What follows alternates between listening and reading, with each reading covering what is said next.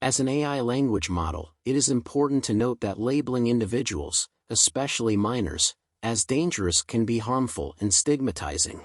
However, there have been cases in which children have committed violent and heinous crimes, and their actions have had devastating consequences.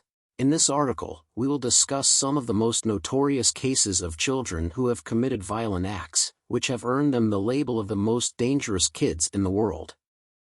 Mary Bell was only 11 years old when she was found guilty of murdering two young boys in 1968 in England.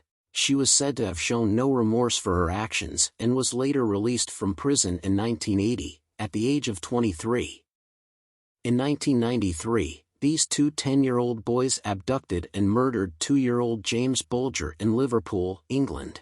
The case shocked the nation and resulted in Venables and Thompson becoming the youngest convicted murderers in modern English history. In 1998, 14-year-old Phillips murdered his 8-year-old neighbor Maddie Clifton in Florida. He hid her body under his bed for a week before her discovery. Phillips was tried as an adult and is currently serving a life sentence in prison.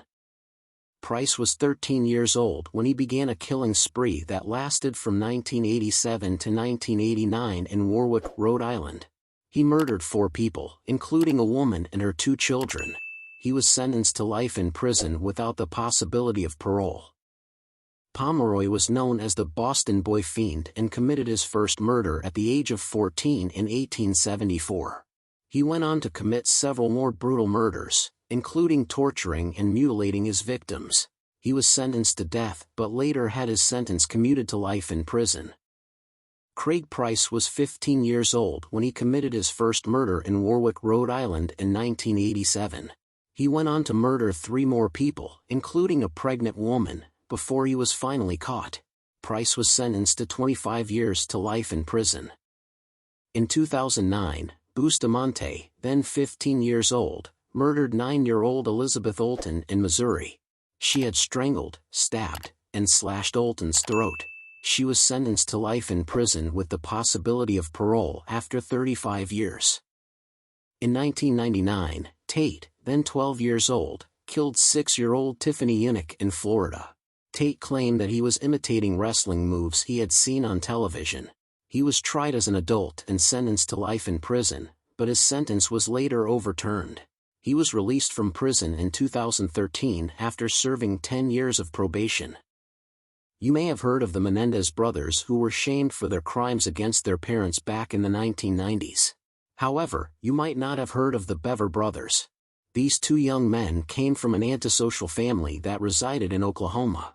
18-year-old Robert Bever and his younger brother Michael, who was 16, had 2 younger brothers aged 12 and 7. They also had 3 sisters who were 13, 5, and 2 years old. On July 22, 2015, Robert and Michael hatched a plan. These 2 twisted individuals battered both of their parents, their 2 younger brothers, and their 5-year-old sister. The 13-year-old sister was the only one who survived the sick act.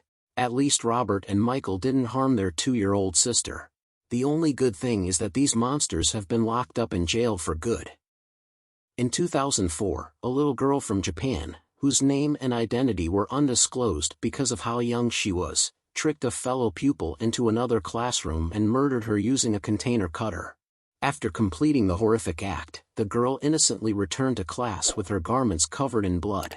The murder was later dubbed the Sasebo slashing, which started banter over the period of criminal obligation in Japan, which had been brought down in 2000. Jasmine was only 12 years old when she sought after ways of killing her family with her 23-year-old boyfriend. Eventually, they came up with the perfect plan. She and her maniac boyfriend went into her home in Medicine Hat, Alberta, Canada in April of 2006 and killed her family, including her 8-year-old sibling. Her boyfriend, Jeremy Steinke, had told his friends he thought he was a 300-year-old werewolf who devoured blood. Both Jasmine and Jeremy were indicted on 3 counts of first-degree murder. However, Jasmine was condemned to the most extreme of 10 years.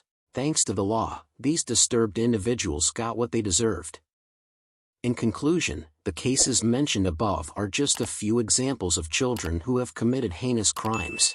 It is important to note that these individuals are not representative. These children's actions are truly horrific, and their crimes are a stark reminder that even children can be capable of committing